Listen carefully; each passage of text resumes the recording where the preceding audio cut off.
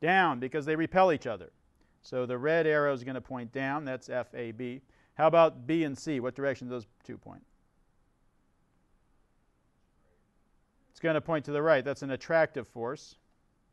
And we're going to vectorially add them, and we're going to get something that's in the fourth quadrant, right? Down and to the right. So let's figure out what these are. The magnitude of this one is going to be, what's it going to be?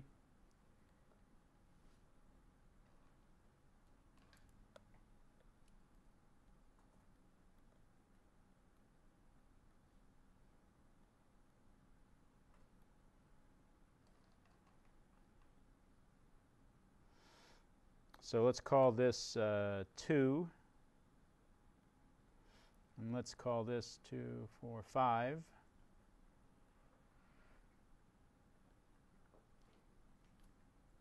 Meters, I guess.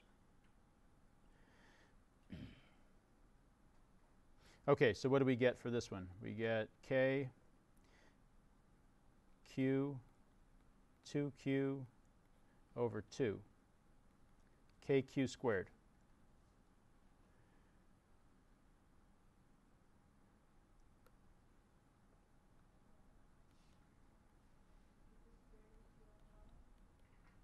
Oops.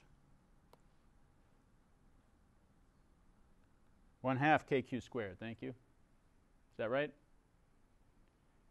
I forgot to square my distance. Is it good now?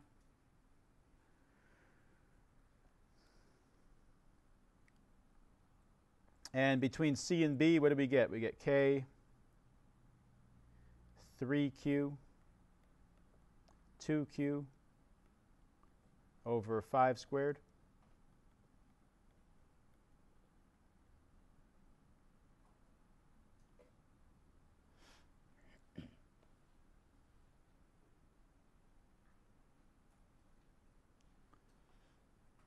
So even though C has 3 times the charge as A, it's still a smaller force between B and C because the distance is bigger, and it goes as the 1 over the square of the distance, right? Drops off as a square of the distance. So the distance has a much bigger effect. So this is a smaller force than AB. So we add them up.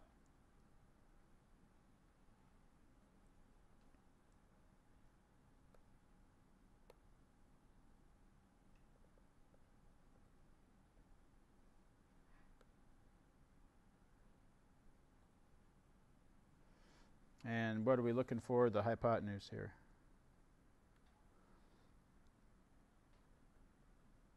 That's what we want.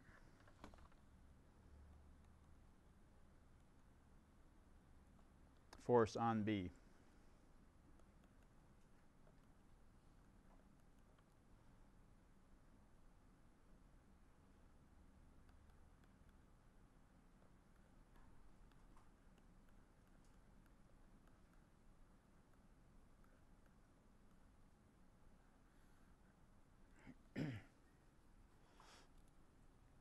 And we could find the direction also. That's the magnitude.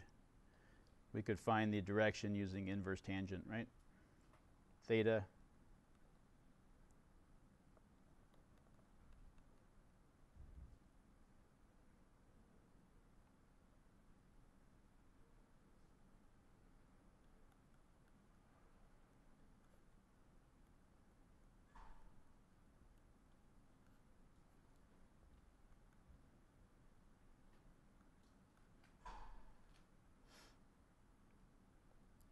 The inverse tangent of 25 over 12.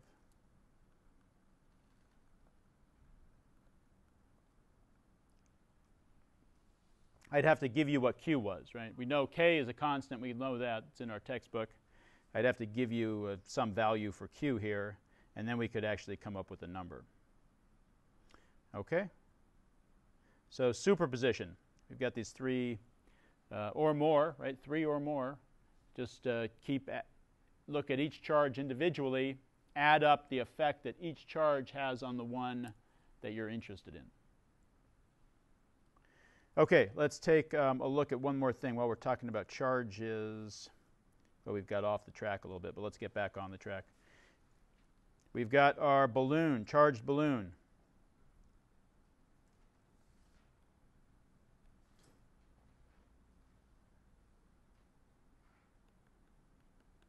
I'll make mine positively charged. Got a wall. What happens when you bring a balloon up to a wall? Charged balloon.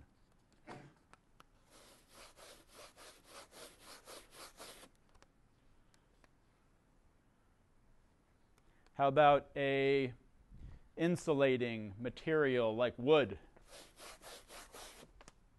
What's going to happen? You've done this experiment, I know you have. It's going to stick to it, right? You've done this. Why is that?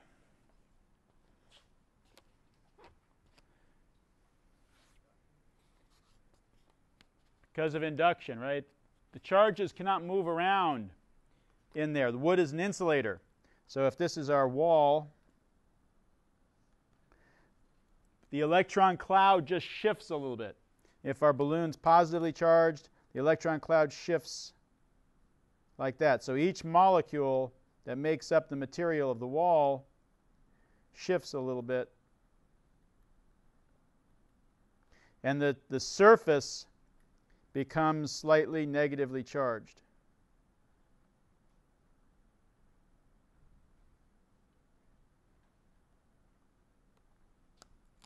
And we get attraction. Closeness counts with electricity. The closer ones have a bigger force. What happens if we bring it up to a conductor? This is an insulator.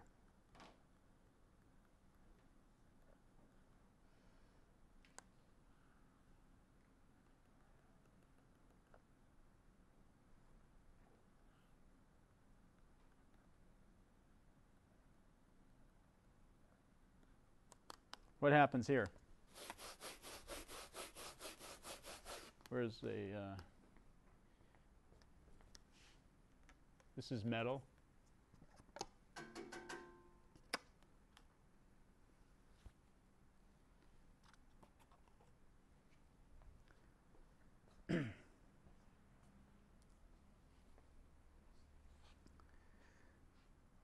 So now we've got a conductor. The electrons are free to move.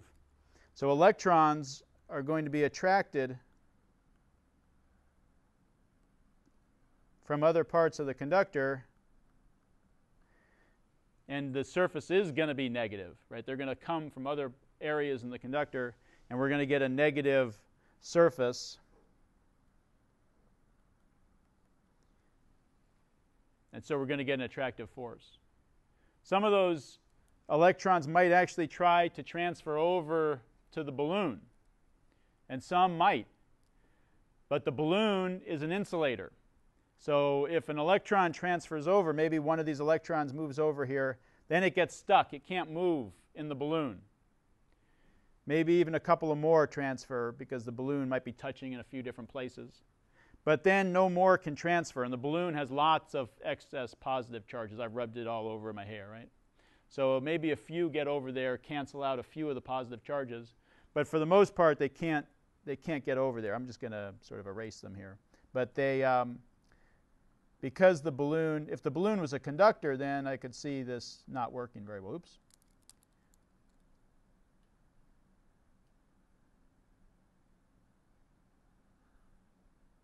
There's my balloon.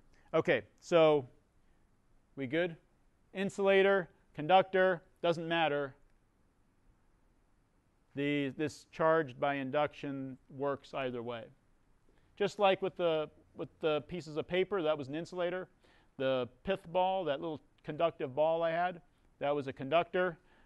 Both of them, we got attractive forces until enough charge transferred to cancel out and cause them to repel each other. And here we're not allowing enough charge to transfer for that to happen.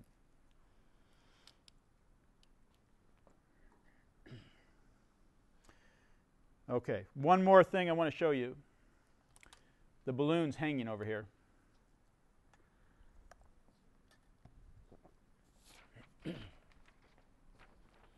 Let's make these repel each other again. We'll charge them both up.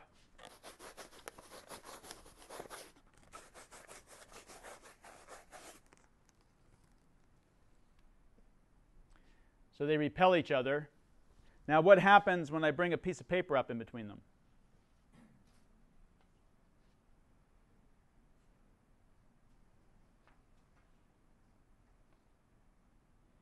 What do you think?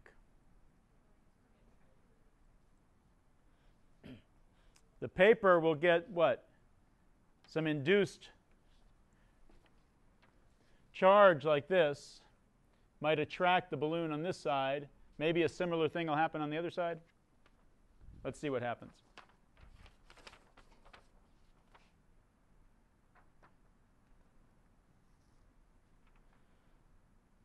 Okay, they repel each other. The balloon attracts to the paper because we can induce this surface charge on the paper.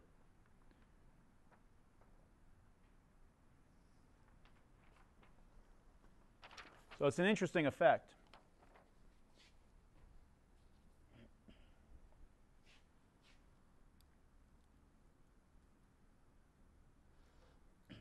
I also want to remind you, if you've, because you probably haven't looked at it yet, maybe you have. There's this website,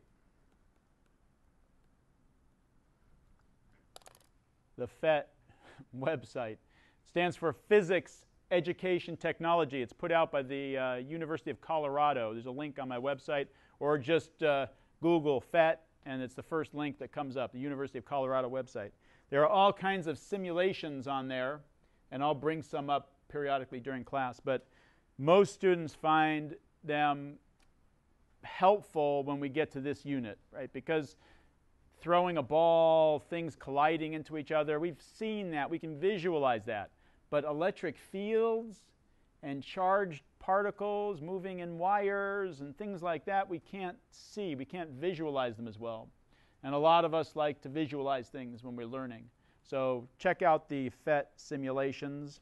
And so, some of them are just a little silly, and some of them are pretty good, really serious, and helps you see what's going on or visualize what's going on. That's the PhET website. Okay, electric fields. Do we want to talk about electric fields? Yes, we do.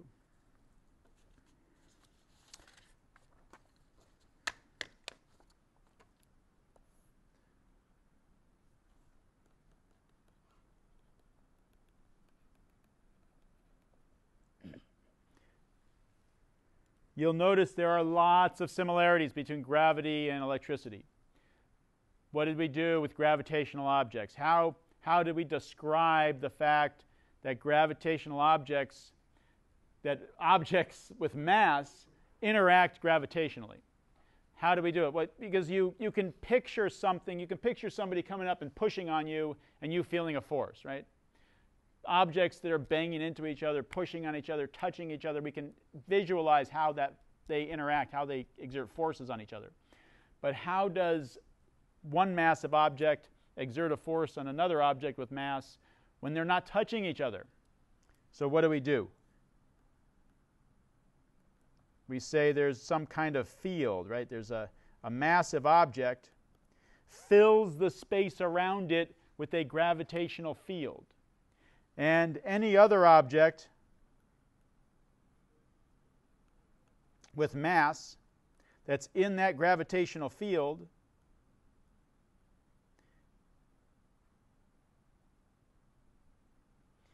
interacts with the field and feels a force because of that interaction. Okay? An object with mass fills the space around it with the gravitational field. Another object interacts with that field, feels a force because of that interaction. So, electric fields, we're going to do the exact same thing. We've got the same situation now. Objects that are charged, electrically charged, interact with each other at a distance without touching each other. So how do they do that? Well, we say some object with charge, I'll make it positive charge, some net positive charge, fills the space around it with an electric field.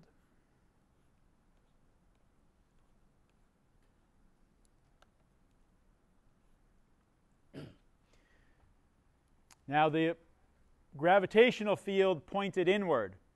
It pointed the direction an object with mass would go if we stuck it in that field. So where would this object go? It would go this way, right? If we let go of that little mass next to this big mass, it would be attracted. Gravitational force of attraction, always attracted. So that's the direction the gravitational field points. But we can get two situations here, right? We can get, if we put a positive charge there, what direction does it go? If we stick a positive charge in this field, what happens to it? Goes away, right? If we stick a negative charge in that field, what happens to it? It's attracted. So what direction do we make our electric field lines point?